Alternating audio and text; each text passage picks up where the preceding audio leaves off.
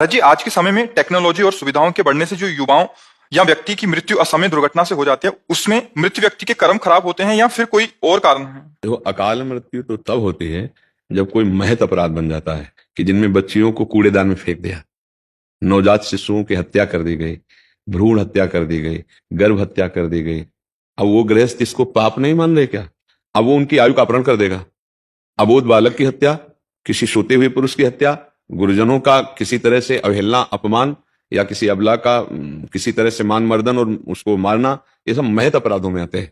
अब अचानक घटना घटेगी, बोले एक्सीडेंट हुआ, कार में आग लगी, सब जल गए, या ऐसा हुआ, या भगवत प्रेमी महात्माओं को नहीं जानते, अब वृंदावन में आए, उनको भिक्षुक समझकर उनका अपमान कर दो। कई ऐसे महत पाप हो जाते हैं जो हमारी आयु का तत्काल नाश कर देते हैं और अकाल मृत्यु हो जाती है।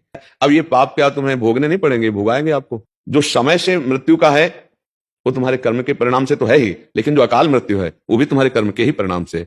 पर ये वर्तमान के कर्म अकाल मृत्यु में ज्यादा योग देते हैं। पूर्व से निश्चित है कि 20 वर्ष की अवस्था में सांप काटेगा, आप ऐसे जाएं, या आप जल में डूब जाएंगे, तो वो पूर्ण मृत्यु कभी हो सकती है। और एक है कि संयोग है कि आप 80 वर्ष में मरेंगे, लेकिन आपने इतने पाप कर दिए कि आयु को नष्ट कर दिया, आपको तत्काल तुम्हारी बुद्धि ऐसी हो जाएगी, तुम खुद जहर खा लोगे, तुम्हारी बुद्धि हो जाएगी खुद गोली मार लोगे, तुम्हारी बुद्धि हो जाएगी किसी वाहन के नीचे दब, तुम्हारी बुद्धि खुद ऐसे करवा लेगी, या कोई ऐसी घटना तत्काल घटेगी, आपका शरीर नष्ट हो जाएगा। तो हम वो आचरण करें जिससे हमारा जीवन सुखमय रहे। जी।